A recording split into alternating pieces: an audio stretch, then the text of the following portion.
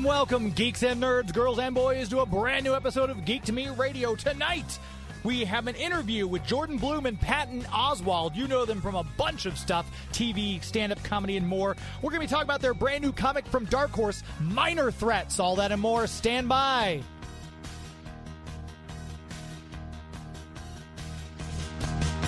We're talking TV, comics and movies, and video games. And if you don't know Star Trek from Star Wars, we'll try to explain. There are 12 doctors for Hogwarts houses, one ring rules them all. To be the greatest Pokemon master, you must catch them all. You must catch them all. Try to catch them all. Gotta catch them all. Gotta catch them all. And if you're driving around the greater St. Louis area tonight listening to us on the Big 550 KTRS, hello to all of you out there. If you are streaming us on the KTRS app or on the website, I appreciate you doing just that and listening tonight for another new episode. No video tonight. Joey V is off. This was a pre-recorded interview. I actually talked to these gentlemen earlier last week, I guess. And so I told him, I said, you know what? No point in coming in and running video for a pre-recorded show, especially because it's Mother's Day weekend. Spend some time with your family. And I believe it was his girlfriend Erica's birthday this weekend. So, you know, Joey's not here, so that means no video because we all know I am technically inept and unable to run video on my own, which is why I always love having Joey. One of the many reasons I love having Joey V in studio with me. But with that said, it's going to be a great show. These guys were so generous. Taking time to speak with me on a Monday night, and I said, how long do I have you for? And they said, however long you need us for. So we had a great conversation, covered a lot of ground, and that's the interview you are going to hear right now. One of the benefits of my job is I always get to talk to very creative people, and they don't come much more creative than the pair I'm about to talk to now. We've got Jordan Blum and Patton Oswalt to talk about their brand new Dark Horse comic for Volume 2 of Minor Threats. Thank you both for your time today.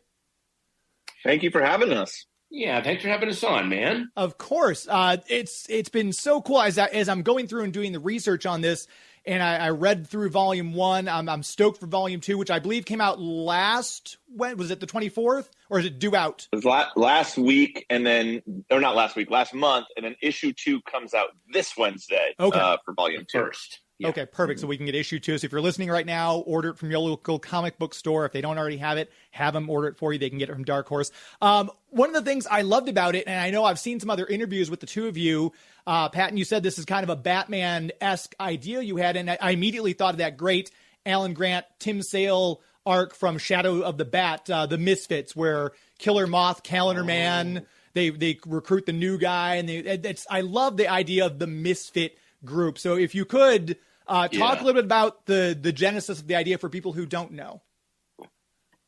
I mean, basically, it was the idea that I had, which is a riff on Fritz Lang's M. The Joker escapes Arkham, Batman, and the rest of the Bat family is coming down on Gotham like the Gestapo, and the people that get hit the hardest are the C-level criminals. I was literally going to have a band of C-level criminals: Calculator, Crazy Quilt, Crime Boss, Copperhead, people like that. And I just, we had done, Jordan and I had done work for the majors, and it's great, but you're playing with someone else's toys. You don't really get to do that many crazy things with them. So Jordan suggested, well, why don't you take that story? Because I was reluctant to pitch it, and then we'll just build our own universe around it. And that's where it came from. So, it's the idea of low-level criminals realizing, oh, there's a major psychotic criminal, one who's not interested in making money or profiting off of being a criminal, and it's disrupting our world. What do we do? That was the launching point. And it's that story now, but with superpowers.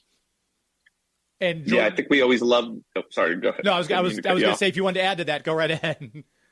Yeah, sure. I mean, I think the exciting thing for us was that you were getting a giant crossover, a big summer blockbuster, had whatever, but from the perspective of the costume supervillain on the street, the jobber, the C-lister, as Patton was saying, and I feel like we never really get their lives filled in. Usually, a lot of them were Silver Age characters who were just kind of the villain of the month, and that tossed aside, and that was it. And I just loved the idea of kind of digging into, what would make you choose this life of crime where you're not trying to take over the world, you're just robbing jewelry stores so you can pay your alimony and have money left over for a beer at the end of the day, and what kind of tragedy would lead you to be trapped in this life. And I think exploring that was what really excited us.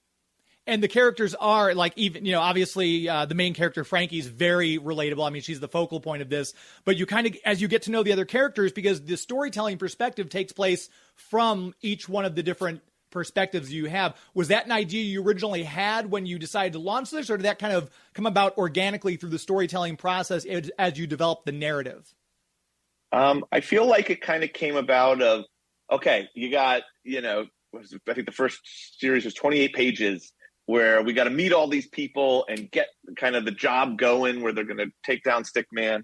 And it came out of, okay, we'll get to know them later. We'll start with Frankie. She's obviously the protagonist of the book. And then I think we realized, like, oh, well, what if we just shift narrators? I think that's one of the fun things of comics, of all the captions and stuff, and hearing a different character's point of view. So it allowed us to sort of fill in the crew that she assembles while still driving Frankie's story forward and getting to know who they are. But also, even though we go to other people's viewpoints, within those viewpoints, we see how they see the rest of the world, the other characters. We can fill in some of the other characters, even though we're now suddenly seeing it from a whole other perspective. And it really ended up being a great storytelling device for giving you a feeling for the entire world, which is what we're trying to, deliver people into. And speaking of the entire world, you've already had spin-offs between Tim Seeley's The Alternatives. I noticed you're doing a brand new one. Because it's radio, we'll call him Barfly. I know there's another name, but because it's radio, we'll leave it at that. We're getting a spin-off from that by Kyle Starks, I believe, in July. So it's amazing to see. I'm assuming it's an incredible feeling that something you both have created, other creative people are now running with it in that same realm. Well, not just that, creative people that we are inspired by. Tim Seeley came to us with The Alternates. There's other people have come to us that were huge inspirations for just how we love comics overall. And the fact that we wrote something that sparked something in the people that inspired us, that is the most amazing and surreal thing to have happen. Mm-hmm. Yeah, I think we were so excited, especially when Tim, came at first, to be like, the idea of shifting to a perspective we've never seen in superhero comics. That inspired me to come up with this, and like that kind of became the, show me something I've never seen in superheroes was kind of, what we were looking for, and I think tonally, the Alternates just was the perfect first spinoff, and then what we want to do is just never repeat ourselves. So even with Barfly, it's a little more comedic, especially when you have Ryan Brown drawing it, Kyle writing it, and but at the same time, I think it all is super character-driven superhero storytelling. So even in this more maybe absurd comedic book, it has a ton of heart, which is what we look for in any project we pick. And I think that heart is why it's resonated with so many people, because when you announced Volume 2, I keep seeing people just, gushing, oh my gosh, I cannot wait. Did you, I don't want to say expected that level of love for these characters, but was it surprising? It was, yes, it was very, very surprising, but it was also very gratifying and very inspiring for us to go back. If we inspired this and these other people, there must be more of this world for us to keep building on. So it rewarded us in every way it could reward you. That's what was amazing. Yeah. But I think when we set out to do it, we talked about this a few times, like we just wrote it as if this was the last comic anyone will ever let us write. Yeah. And we approach every comic that way. So yes, but we're excited, and we really want to deliver not just more of what we did, but something that feels completely fresh and new. So we always talk about subgenres, when we talk about superhero stories. So I think if, the first volume was kind of a crime caper Coen Brothers thing, or a warrior survived the night, volume 2 is much more of this sprawling Godfather Part 2 crime saga epic. So we really wanted it to feel like a completely different type of story, not just more the continuing story of Frankie. And that was one of my questions too. When you conceived of the plot for volume 1, in the back of your mind, were you thinking we'll see how this goes, or did you already have volumes 2 and maybe 3 and 4 and 5 on the back burner in your brains? No, we really didn't. We were like, we're going to tell this story, and then, but because we put so much into it, it made the world richer. And then came time to, hey, do you have a volume 2? We're like, actually, we do, because we've built such a world that keeps sparking our imaginations, rather than hedging your bets and going, let's save some of this for that. Don't never approach writing something as if, this is going to be the beginning of a franchise. I think that makes it itself, it weakens it. Yeah, I feel like when we got to the end of volume 1, the heel turn that Frankie has was almost kind of surprised us a little bit. That seemed like where the character should go. So I think just when we finally ended it, we were like, what would happen next? Or, we've never seen the rise from like a bottom level villain to Queenpin. So that seems like the next obvious place to go with it. But, again, it was just, let's tell this story the best way we can, and we won't really worry about what we're setting up or any of that. And you're both obviously incredibly talented writers and creatives. I don't need to tell you that there's that saying, the hero is only as good as the villain. And we've seen that obviously with Batman the Animated Series, how they fleshed out Mr. Freeze and Clayface, and you have such heart in these characters that it really, I think, made people, more than anything else, kind of look at the villains in a different light. And I think that's one of the things that makes the story you were telling, the both of you, shine so bright, is that this is encapsulating that lightning in a bottle. It's so amazing. Go ahead. You go ahead, Patton. I was just going to say. It's so amazing. You brought up Mr. Freeze on Batman the Animated Series. It's so amazing how that animated show fleshes out Victor Freeze so much more deeply than this $200 million Joel Schumacher movie where you have A-list stars and like all of that. They didn't have the confidence to do this weird, quiet, eerie, which is what made it so memorable. That people know Victor Freeze from the cartoon rather than the gigantic movie. Yeah. So that really says something about taking the time to make the character, each one, unique, rather than, well, this one character acting this way was really popular, so let's have every character act this way. Right. Mm-hmm. I was just going to add that, bringing up the animated series too, I think that was a huge influence in that it felt like Batman had to be a constant in that show. So it was the villains who got arcs, the villains who got, each episode was their story and watching their fall, where they all started in very sympathetic places. I think that's the secret sauce of Batman animated series, is they make you feel for every villain and their tragic turn. So we definitely went back to that as a source for sure. Yeah, that's just the way they set up Harvey Dent to become Two-Face, the way we kind of, we sympathize with Harley being abused, and now she's one of the most popular DC Comics characters. But yeah, I always go to Mr. Freeze and Clayface. That series made me love those two characters more than I think I ever have loved a villain. It's but then you also have that double-edged sword, because I know there's a lot of talk now where people are like, should we be seeing villains as sympathetic characters other than sociopaths? But the story that you both write walks that line very fine, because you see that they're not good people, but they're in this untenable situation. Obviously, Frankie is a different character from, Brain Tease, for example, but there is that fine line to walk. Did you find that problematic at all in the writing? Well, going back to like villains, and a lot of times a villain, it's not that we're trying to make them seem sympathetic or cool. We're just like, look at all the powers and abilities this person has, but because they don't have the opportunities to use them in a positive way, and the only roads they're given, that was one of the underlying things of Avon Barksdale and Stringer Bell in The Wire, that McNulty and the other cops would say is, these guys could have just been running Fortune 500 companies easily with their discipline, but no one gave them the opportunity to do that. It's like, well, then I'm going to put my acumen to use for the only thing that's around, which is drugs. So there's a lot of, and you see that, especially when we go into the issues where you look at one person's point of view and you go, oh, Brain Tease could have gone so many other ways, but he was so systematically abused, he didn't know anything else. That's one of the ways that, like, I'm glad that, like, pit bulls have been rehabilitated image-wise over the last couple of decades, which is pit bulls are like any other dog, but for some reason they keep falling into the hands of these assholes that you could turn a Chihuahua into a monster if you wanted to. It's all conditioning. Yeah. And I do have a Chihuahua Terrier, and he is a monster, but we've tried our best with him. But it's oh, no.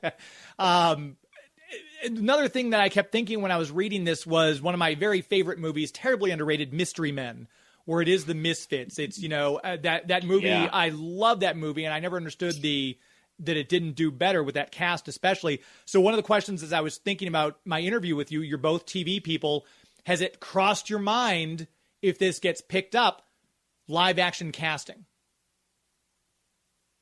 Yes. Yes. And I'll leave it at that. Yes. Okay. So no specifics. We'll just say that yes. I mean, you just see, Resident Alien from Dark Horse. You see Lock and Key and everything getting picked up, and it's these other, while the Batman and Superman may be big screen, these are such great series. And I kept thinking as I'm reading this, boy, I wonder who they'd pick to play, Scalpel. I wonder. So that it has crossed your mind, but no specifics at this point. Well, we're showrunners as our day job, yeah, as well. So you can't help but let it cross our mind. Yeah. And I opened it up when I was mentioned that I was going to have you both on. I did get some questions come in from Facebook. We had Chad Snyder on Facebook says, I adore Patton's comedy. I love Jordan's writing, a perfect pair. So thank you for that comment, Chad. Ian nice. Thomas Harden wrote, ask Patton which three people, living or dead, he would want to play Dungeons and Dragons with Gary Gygax as DM. Oh, wow. Gary Gygax is DMing it? Yes. Oh, God. Any three other people living or dead? Okay, just off the top of my head, I would love to play Dungeons and Dragons with the writer Jack Vance. Oh, God, wait a minute. Janis Joplin. Oh. See her get increasingly drunk. And if I got to pick a living person, maybe like Jack Black. Oh, okay. I bet he'd be an amazing D&D player. I mean, my God, just the voices alone. It would be a concert.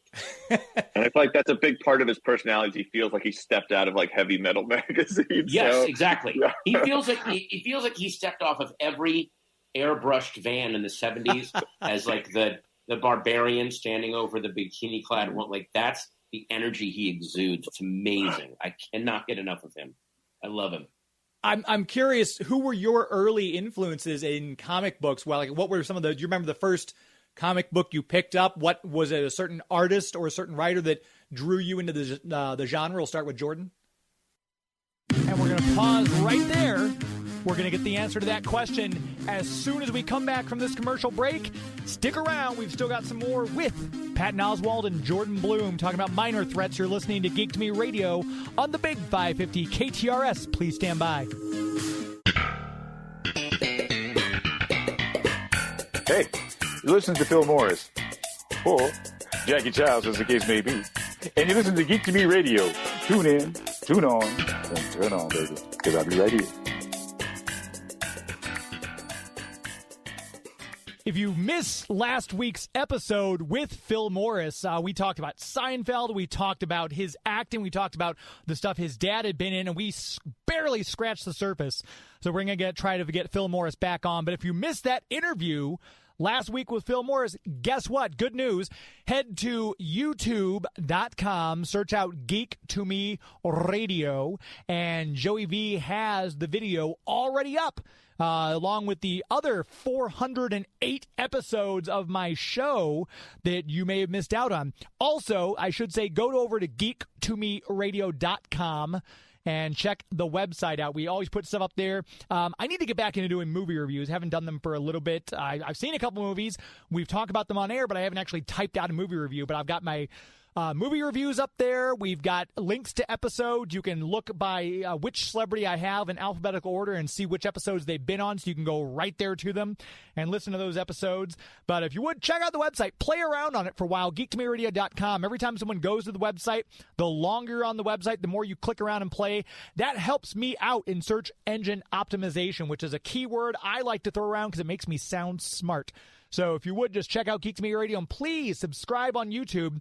We just had a surge of about 30 or 40 people subscribe to the YouTube channel, which is brilliant. I'm still trying to hit that 1,000 mark so I can start monetizing. Anyone who does YouTubing and does radio knows that monetization is the key. So if you haven't already done so, head to YouTube, search out Geek to Me Radio on YouTube, and subscribe there. I would greatly appreciate it. Another thing I'd appreciate is if you check out our comic book sponsor. Here we are talking about Minor Threats. Larry at Bugs Comics and Games. It's great because I just text him. I say, hey, I've got these guys on. Do you have any copies of Minor Threats in stock? Because I'd love to pick them up. And luckily, the next time I pop in, boom, he's got them and he's holding them for me. Whether you're looking for something from Dark Horse Comics, whether you're a Marvel fan, a DC fan, Image Comics, Titan Comics, IDW Comics, Dynamite Comics, whatever it is, Larry's got it. And if he doesn't have it, ask him for it. That's the great thing. Larry is so good about, hey, you know what? I really kind of want this comic. If he isn't already ordering it, he'll order it for you. You can also add it to your pull list. If you start a pull list, that's great, because then you never have to worry about missing a back issue or a comic book when a hot comic comes out and people go in there and swipe them up because there's speculators out there. You're not going to miss that comic because you already got it on your pull list at Bugs Comics and Games. Right there on Bryan Road, in O'Fallon, Missouri. You should join the Avengers Club. He's got an Avengers Club. You go in and say, I want to join the Avengers Club. Guess what? Boom, you start saving money on your new issues, back issues, toys, games, bagged boards, everything in the store you start saving money on. And that's always fun to do. I like saving money. Hopefully you do too. And that way you can still enjoy your comic books while saving some money. Start the pull list, join the Avengers Club, and your comic book collecting is going to be a breeze from there. Larry knows comics inside and out. We had a lovely chat. Him and Kurt and I were talking about Spider-Man, and he pulls some obscure reference out to Spider-Man. I had no idea. He's like, it's in Spider-Girl, because he's going back and rereading these comics he's already read. He knows more about comics than I will ever know, and so that's why it's great to have someone like him as your, as I like to say, personal comic concierge. If you're not in the greater St. Louis, St. Charles area and can't get out there to O'Fallon, Missouri, off of Bryan Road, where he's located, follow him on Facebook, facebook.com/Bugs Comics and Games. Follow him on Instagram. That way you can pick up comics. He puts up comics on Instagram. You say, hey, I want that comic. He's got the price listed right there. He sends you a PayPal invoice. Boom. You pay it, and he ships the comic straight to your door. No fuss, no muss. Bugs Comics and Games. Go find Minor Threats from Patton Oswalt and Jordan Blum there. Ask him to order those for you. Very proud to have Bugs Comics and Games as the official comic book sponsor here on Geek to Me Radio. Before we took that break, as I said, we're chatting with Jordan Blum and Patton Oswalt, the writers of Minor Threats comic. And I asked him, I said, we're talking about comics. What were some of your early influences? What got you into the comic book genre? I mean, Claremont X-Men was huge for me. And obviously that would carry to Jim Lee drawing it, and Art Adams were big artists for me. And then I think Grant Morrison, JLA was like a big turning point as influences. Yeah. I mean, my earliest memories were not the artists or writers. It was just the colors and the characters. So Spider-Man and anyone that had a really crazy rogues gallery. So Spider-Man has the best rogues gallery, hands down. And then probably Batman and the Flash. But then the big turning point for me, because I knew the general overall, idea of superheroes, but then to read The Dark Knight Returns in high school was such a massive seismic thing for me, to see what you could do to literally make it feel like you were watching a movie. I mean, there's action sequences in that comic that most movies have not done the equal to yet. Yeah. So, that once I saw that, like, oh, and then from high school on, I really went back down and got deeper, and Frank Miller led the way to everything. Alan Moore and Grant Morrison and Nick Gaiman and just everybody. And speaking, you've got a lot of accolades on this. I mean, you've got everyone from Judd Apatow, Taika Waititi, praising you and writing you accolades about the book. That's, again, these are your peers. They're not just, it's a Hollywood celebrity. These are people you both work with. That's got to, again, be an amazing feeling that they're reading your stuff. It's surreal. It's really surreal to have people whose work, especially visual people like Guillermo del Toro and Taika Waititi. Taika Waititi's Thor Ragnarok is probably the closest we're going to get to Jack Kirby on screen so far. Like, he just absolutely did not try to modernize or wink at it. He goes, see how that panel looks? That's how you make the set look. Like, and it was so startling how great that was. So yeah, it's surreal and so gratifying. And then I got to talk about MODOK, since we're now kind of tiptoeing into the Marvel realm. The both of you obviously you produce it, write it. Patton, you did the voice.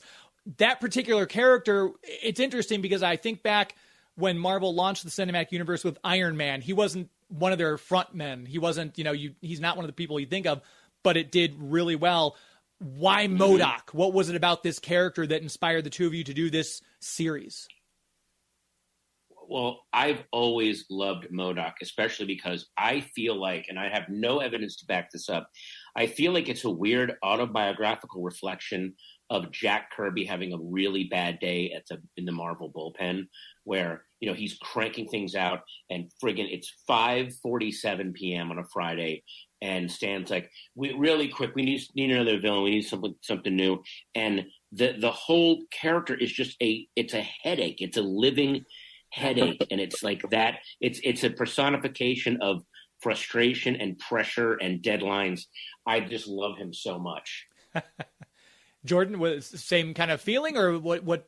Yeah. I mean, I love an egomaniac, mad scientist, especially because the Marvel universe is filled with them.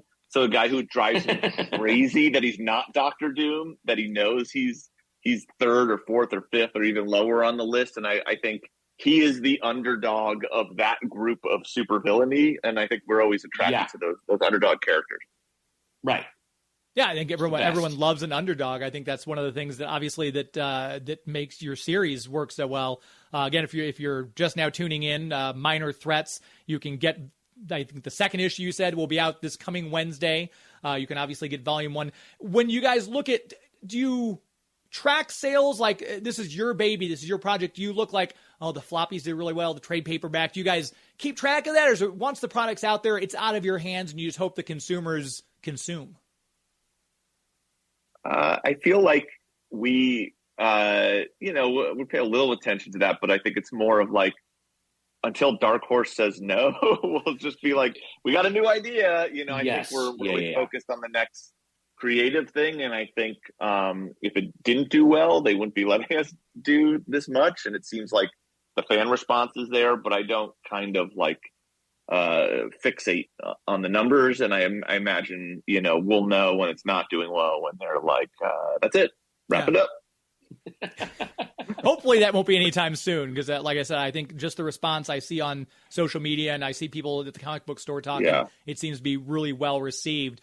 Well, I'll say without spoiling any title announcements, I think when I was talking to our editor Daniel, that we have Minor Threats like into 2026, like every month or something. Great. Like there's a lot more coming in the spinoffs and more of the main book. So if people are like, should I invest in this? Is this going to last long? I assure you, there's more to come. Yeah, it's coming. And I believe you have another signing actually coming up May 25th at 1 p.m. We should mention at Book Soup, 8818 Sunset Boulevard in West Hollywood for all my West Coast listeners. It's got to be fun, too, because you get that face-to-face interaction with the fans. It's that immediacy, almost like live theater. You're getting that immediate feedback and response. And it seems like the live signings, you both have been very busy at those lately. Those have been really fun to see. That for the thing that really blows me away is the spectrum of people that really love the book. There's older comic book fans, there's younger kids. I mean, it's all over the place. So, and I love the fact that it's so random who the book is landing with. It really tells you that we're doing something that's very specific to us, the stuff that we love, but then that love and enthusiasm cuts through to people that normally might not be into it. That's what's amazing to me. And I'm curious, if you don't want to answer this question, just let me know. We are pre-recording, and I'll just edit it out. With the two of you, both of you have a great pedigree. Obviously, you're both well-known entities. Did you go to Dark Horse first, and they're like, absolutely? Did you shop this around and pitch it to IDW, Image, anyone else, or was Dark Horse the first stop? Or if you can't talk about that, that's fine. I think we just went right to Dark Horse. What was that? I don't remember that process. I think they were reaching out if we had pitches or something, and then we brought them, like, it was the first thing we came up with. And I think that's as simple as it was. But I mean, they've been fantastic. They've been so fun to work with. Yeah, the support's been unbelievable. Yeah. Mm-hmm. Yeah. And how much from the initial conception of the idea when you two were sitting down saying, hey, it'd be fun to do this, to the final product that made the page, was there much change, much evolution of the story, of anything like that? Or was it pretty much what we read in Volume 1 was pretty much the basic idea coming out of the gate? Well, I think you got to talk about Scott Hepburn, who's our co-creator, because so much was informed by his art and what he was doing, especially the world building, that I think it made us, we've always kind of had it somewhat loosely plotted out, but it was like, oh my God, he has created this world or a city that's endured 60 years of superhero continuity, and it hasn't been cleaned up. It's still there. It's this part of town that no one seems to care about. So all of a sudden we were like, well, what is the map of this area of the city look like? And he actually drew the map, and we started to plot our course and where we wanted to take the characters. So that was hugely informed by his art and his world building.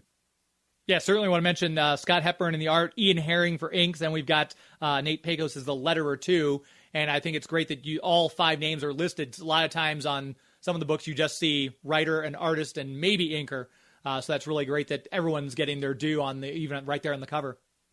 Oh, absolutely. They all do amazing work. I put their names in front of ours if I could. I know. I mean, he had so much to do with, stuff that details he would add in the background would spark other story ideas and continues to. There are things in Volume 1 and especially in Volume 2 where we're like, wait, let's go there because of an environment that he wrote. It's like we're tourists in our own world. Even the format changed because of Scott, because I think in Volume 2, he did 1 2-page spread in Volume 1, and we're like, we need more of these. So now every issue, the second and third page of Volume 2 is a 2-page spread to just let Scott cook. And the art's obviously very important. Did you seek him out? Was he your first choice for the artist on this book as you knew the project was going to go forward? Well, he did our 4-issue MODOK book for Marvel, and the amount of little details, but both he's panoramic, but then he can get in granular and show you these.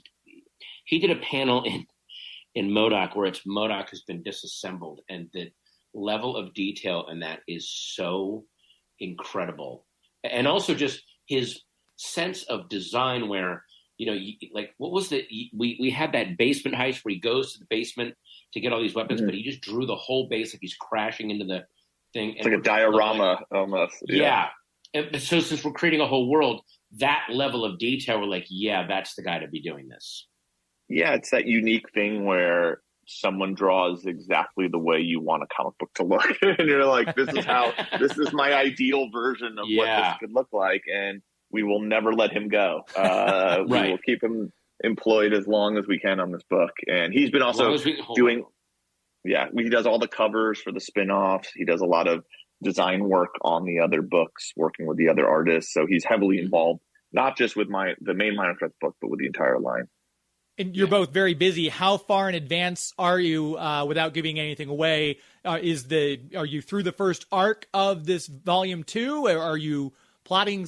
Where in the process are the two of you creatively? We're volume 2 is done from us as far as the writing and the art. On to more stories that we can't talk about yet. We'll leave it there. Another Facebook question came in. Robert Jones on Facebook asked Patton, please, which Marvel character he liked portraying the most between voiceover and live action. Do you have a favorite, Patton?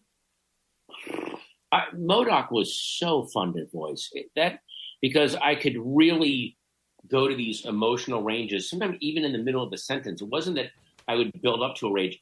MODOK will be trying to talk, and then in the middle of a sentence, he'll just burst into this eruption of rage, and then try to get himself back down because he's this anger addict, but he's also a top scientist. So those two things battling was really, really fun to play.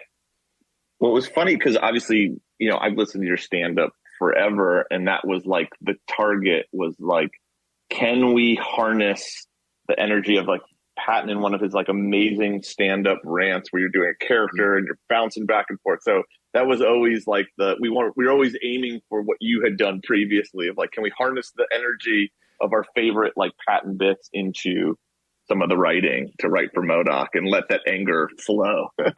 Yeah, it's really fun. And on a side, kind of dovetailing from his question, seeing that Eternals end scene with, we get Star Fox and Pip showing up, was that, I'm assuming you didn't need to audition. They said, hey, Patton, we'd love you to voice Pip the Troll, which was my first introduction, was Infinity Gauntlet to a lot of these Marvel characters growing up. Wow. Yeah, they just offered it to me. I don't know what to say. I got a call from the agent and said, yeah, they want you to.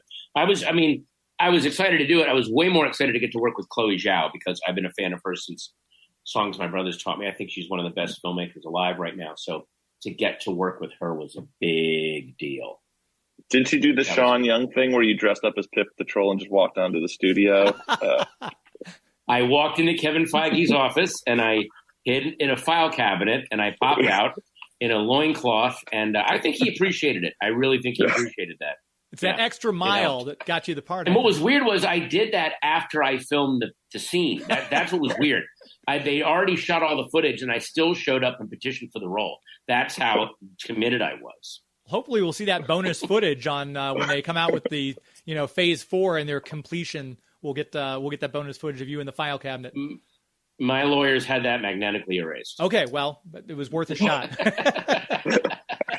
I wanted to ask too about Jordan. I wanted to ask about American Dad because I think again, as far as writing goes, Seth MacFarlane's just an absolute genius. Working on that show, collaborating and working on that. If you could just talk a little bit about working on American Dad with Seth. Yeah, I feel like the thing that absolutely blew me away about Seth was his voice acting and how he could come in cold to a table read sometimes and have 3 pages of Roger and Stan, who he voiced both characters of, and just go have a conversation with himself back and forth and then nail every joke. Like, it's unbelievable to have that kind of instinct that you can just kind of come in and cold read. And I feel like sometimes he doesn't get enough credit, I think, for his voice acting. So I was pretty blown away by that. And I have to ask, because the Sandman was some of the best TV that I think I've seen in the past decade. And obviously you got to voice Matthew the Raven. I understand you were a big fan of Sandman growing up. That was kind of a comic book you had read very often, or was it something you actually had to kind of go back and revisit a little bit before you got the part? Or I should say, I've read those books over and over again. That was one of the few comics that I from a young age, I just picked up at issue 1.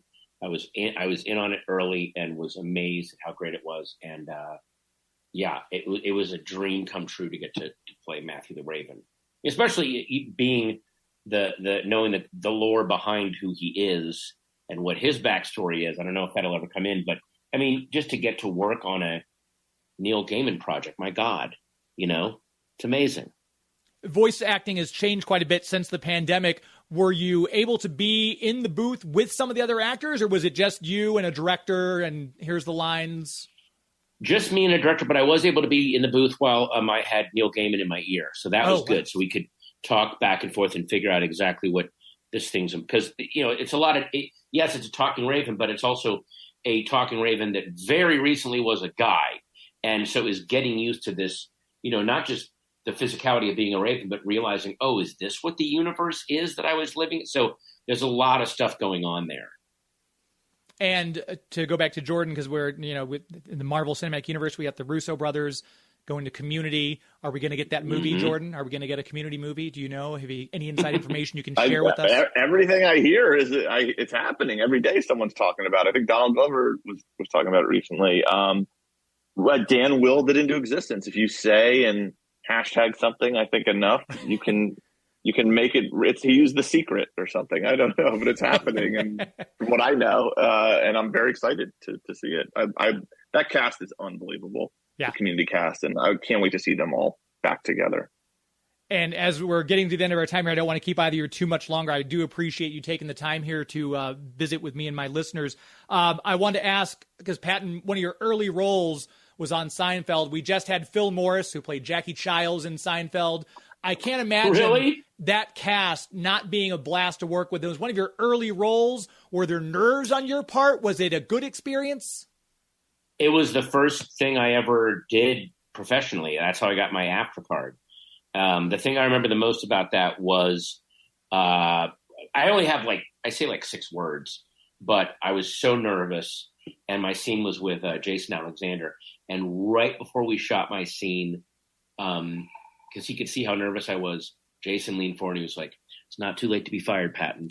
And it made me laugh so hard. It got rid of all my tension. And I sort of owe my career to that guy. The fact that he saw what I needed and gave it to me was fantastic. Wow.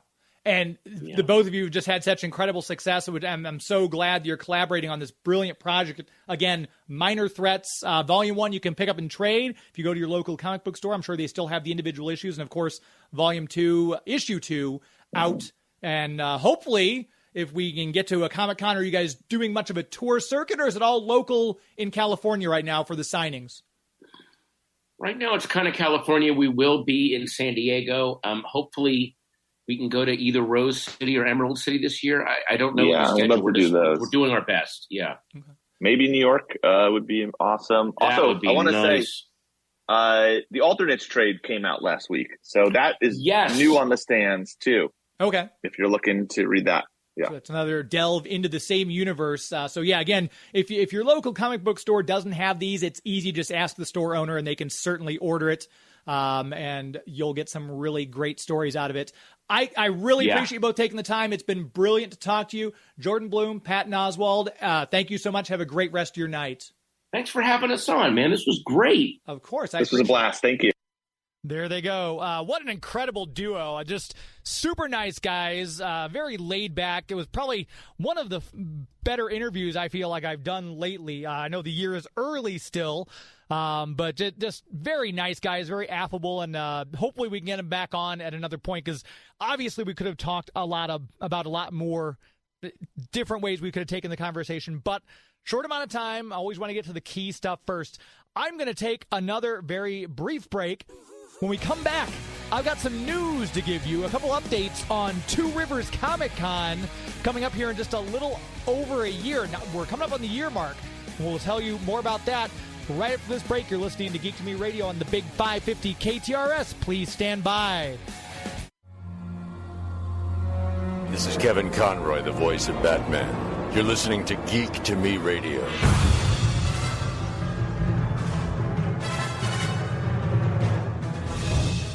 Welcome back to the show. Geek to Me Radio, heard here on the Big 550 every Sunday night.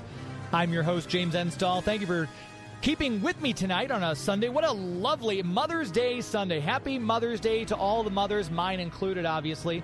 Hopefully your mom is still with you and you had a chance to celebrate Mom today. Speaking of celebrate, my goodness, if you want to get out and have some fun, this was a beautiful weekend. Go enjoy the city of St. Charles and, of course, the Greater St. Charles Convention and Visitors Bureau, our premier sponsor, the people responsible for keeping Geek to Me Radio on the air. The very first sponsor. They've been with me this entire time now that I've been on the radio, and they're the first people I went to, said I got an idea for a radio show. I need some sponsors. They said, absolutely, let's do it, and it's been a great partnership. And now, just this weather this weekend, it was insanely gorgeous out. We had some bad storms come through Wednesday, but hopefully you got out and got a chance to enjoy some of this gorgeous weekend. I went out a few times, actually. My wife and I went to Good News Brewery in Frenchtown of St. Charles. Wonderful pizza, and my wife was happy because she's gluten-free, so they had a gluten-free crust that they did. Had a lot of craft beers, house wine, and things like that. So it was really nice. Sat out in their gorgeous patio and just kind of hang out. We met some new friends, and they were just hanging out. There was not a lot of room. They said, hey, come sit with us. So we got to talk to Kevin and Ingrid and chatted with them for a while. So if Kevin and Ingrid, if you're listening with your son Leif, hello. Thank you for sharing your table with us. It's just, that's the kind of atmosphere St. Charles is. If you've not been out there lately, go check it out. We took Grimlock, our little dog, for a walk along South Main Street. And there was a new bakery called Fig and Lyle's. I got a gluten-free tiramisu for my wife, and then I had one of their bow tie tuxedo mousse cakes, which, oh my gosh, we'll definitely be going back to Fig and Lyle's. But it's great. There's all these places out there, these little stores, these little businesses, and in this economy, you hear me say it every week, go support small businesses. I know on Boomers and Beyond, they were just talking about supporting small businesses and how important that is. Yes, it is in this economy. So go check out Main Street. Maybe you haven't been over there lately. Maybe you live in Chesterfield. Maybe you live in Alton, Illinois. Maybe you live in Creve Coeur. Maybe you live downtown St. Louis, and you're like, you know what? I want to go check out someplace new. Hop over there. Go check out historic St. Charles. Whether you're from locally here around town or you're from out of town, like our last guest, Jordan and Patton, then go to the website, discoverstcharles.com. That's discoverstcharles.com. You can check out all the things there are to see and do, all the events that are coming up, the festivals. You can check out the restaurants, the shops. Go hang out at the Foundry. They've got a lot of cool things going on there. They got the big rock wall you can go to climb so ill. The fantastic things going on out there all the time. There's always something new to discover. So check them out. Once again, the website, discoverstcharles.com. That's discoverstcharles.com. As we always say, it's an historically good time. Before I took that break, I was promising you an update on Two Rivers Comic-Con. This is the Comic-Con that myself and Paul Gubani are putting on, and I'm just letting you know a little update. Well, we secured our featured writer, the guy we wanted to bring to this, Roy Thomas. This is Stan Lee's heir apparent. Stan Lee's handpicked successor when Stan Lee stepped down as editor. Roy Thomas came up, helped co-create a lot of the Bronze Age characters that we're seeing now pop up in the Marvel Cinematic Universe. So Roy Thomas will be coming to Two Rivers Comic-Con. Put it on your calendar now. There's a lot of stuff we're working on still. We're still working on websites. We just had a site tour of a couple hotels to find out where we're going to have our guests stay, as well as courtesy blocks for where people, if you're listening to this from out of town, we're going to tell you hotels to stay at where you can get a discounted rate. And, of course, more artist and actor and voice actor and writer announcements and things like that as we get closer. So you can check them out. Two Rivers, the number 2 Rivers Comic Con on Twitter and Instagram. And as soon as the website gets up and running, we'll let you know about that as well. So keep that on your calendar, May 23rd through May 25th of 2025. Just a little over a year to go, and we're very, very excited about what's to come. If you are looking for something else to do this coming weekend, check out London Tea Room. I will be there along with my friends Rob Levy and Tim from the Celestial Intervention Agency of St. Louis. We'll have Doctor Who. It's TARDIS Trivia Tales of the Time Lord Symposium. That's what it is. TARDIS Tales and Trivia, the Time Lord Symposium. If you're a Doctor Who fan, this is a big event. You're going to want to check it out. And if you just like London Tea Room, who doesn't? This will be a fun event. Tickets are on sale now. Go to londontearoom.com. Just look them up. London Tea Room, STL. You can Google search them that way. Tickets are still available, but they're going fast, so get them while you can. Come out in your Doctor Who cosplay. There'll be a cosplay contest. There'll be prizes awarded for trivia. I'll be there, but don't let that stop you from coming. I'll be having some of my Doctor Who paraphernalia that I'll be wearing. It's going to be a great time. Themed cocktails. You'll get a tea bag, some goodies, all sorts of different types of tea, loose leaf tea, not tea bags, but loose leaf tea. And it's just a really great event. The London Tea Room always does these really well. And Rob and Tim with the Celestial Intervention Agency of St. Louis are very knowledgeable about Doctor Who. So if you're a Doctor Who fan, if you're a fan of old classic or new Who, check out the event. Go to LondonTeaRoom.com. I also, if you're following Geek to Me Radio on Facebook, I just put a link there on my website. So Geek to Me Radio, Facebook.com/Geek to Me Radio.